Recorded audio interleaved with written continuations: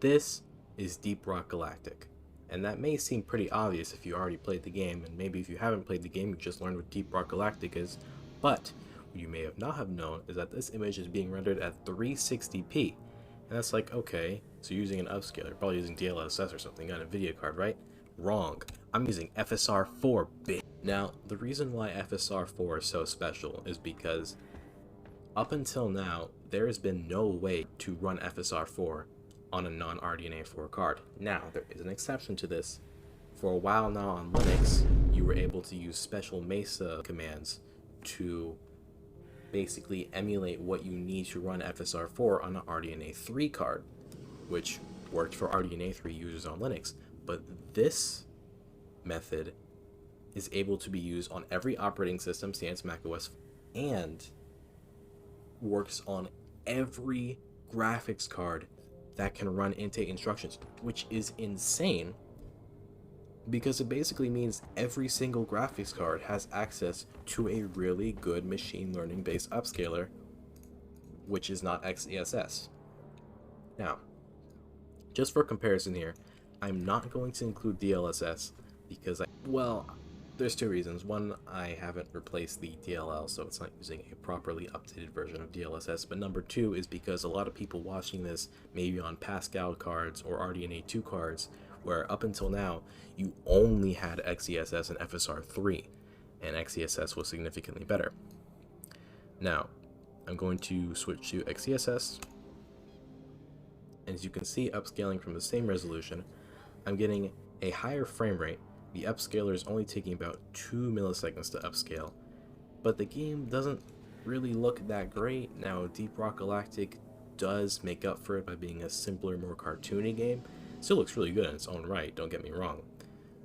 But as you can see, well, I don't know if you guys can properly make it out, but there is weird jaggies along the floor over there, and there's really weird text rendering over there.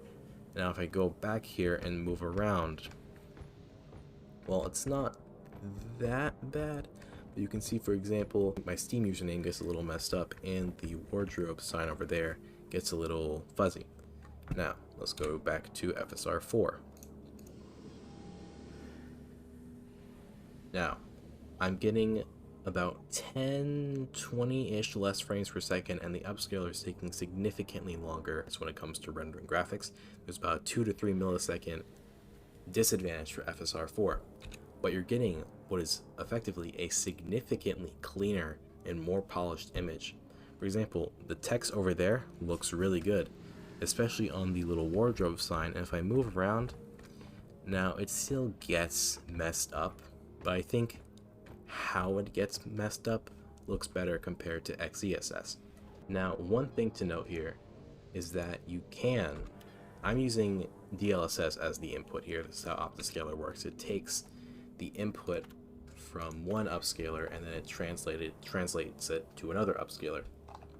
Now, we're going to use FSR2 with performance here because it is effectively the same as DLSS Ultra Performance, rendering from 360p. And frame rate actually is slightly better, but you can see that we're still getting, for what is essentially FSR2 with a cherry on top, we're still getting a very competent image. Now, regular FSR2 can't do this that well. Now, of course, moving around, it is definitely worse than using DLSS as an input.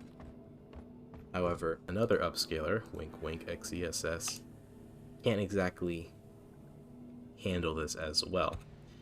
So now the aliasing and the messed up lettering is very pronounced here. I feel like even if you're not actively pixel peeping at this YouTube video, you're gonna see there's a lot of craziness going on. And if you look back at the text here, it's like a very crappy CRT. What does this mean in the long run if you have a RDNA2 card, or what if you have a Steam Deck? Now, you could still get years out of your graphics card by just lowering down to performance or ultra performance. And even though FSR4 still takes some performance away, it could be the difference between 30 and 40. or 40 and 48, which is what a lot of monitors VRR range is. With FSR3, I can change to that right now. FSR3 right now, if we go back to, you can already see there's a difference, but if we go back to performance, you can see that FSR3 is doing even worse than XeSS did, even if we give it dlss inputs. It's slightly better with a dlss input, but it's not great. But again, go right back to FSR4, magically the image looks significantly better. So people on PC handhelds now have something better than XeSS that will only get better over time and become a very effective upscaler. Now, what does this mean for people on NVIDIA cards Turing Plus? Well, to be honest, it depends. Like, for example, I haven't updated my DLSS DLL for Deep Rock Galactic, so I believe it's still using, I mean, it does say here that it's using a, believe, semi-modern DLL, but this is still like a later version of 2, maybe early 3. It's not fantastic at ultra performance, but it's still pretty nice looking. In the coming months, I may do more tests on this, especially as it matures and potentially even starts to run on tensor cores, which this is not confirmed information, but I do not think that this current version of FSR4 takes advantage of tensor cores yet. It simply is running on what the CUDA cores can already do with Int8, or it might not be properly optimized for tensor cores, but it's still semi-using them. Perhaps if I had there may be a special overlay or maybe a console command I could use to look at tensor core utilization, but if tensor cores were used, it should be on par. My 3060 should be on par with about a 7800 XT in terms of Int8 performance, and I should be getting 1 to 2 milliseconds of upscaling time. Anyways, I didn't want this video to be too long. I just wanted to say that, hey, if you want to use FSR4, you can do it, and the process is very simple. Now, I did this on Linux, so I just threw OptiScaler in Deep Rock Galactic's game folder and threw FSR4 in, and then I put a Proton command to tell Proton, hey, I have FSR4 here, and it's like, okay. So now I'm just able to run it on my 3060, no problems. And if you are on an RDNA 2 card, this is basically what you've been waiting for ever since RDNA 2 dropped. So anyways, guys, I hope you all enjoyed this semi-news, semi-rambling video about this. Now, I cannot share the DLL in the description, at least I don't think so, but I can share the Reddit post to the guy who figured out how to compile this and get this working, because it was Prince Vegeta himself from Dragon Ball.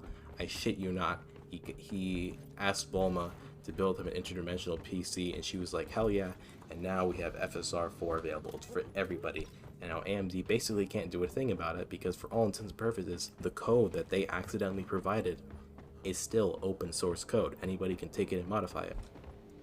So, thank you all for watching. Make sure to like and subscribe for more gaming and tech stuff like this, and I will see you all in the next video. Goodbye.